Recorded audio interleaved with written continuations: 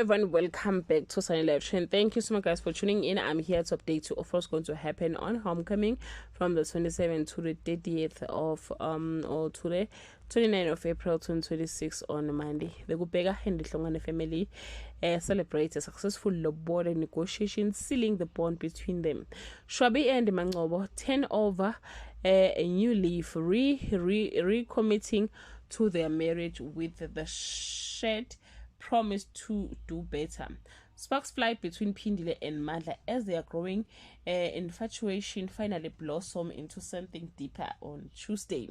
Mamkwanyane reels from learning that Sifiso used their savings for Zethu's lobola. Nesethando and the community openly judges Zethu for taking another woman's husband. Meanwhile, Shwabi's anger challenges him and he is forced to confront himself once more on Wednesday. Sifiso welcomes Zethu into the Gubega home and it becomes, and before the ancestors, sparking feeling of jealousy, a rising tension while Katzazle faces the haunting loneliness left by Nelisi was passing, a loneliness that gets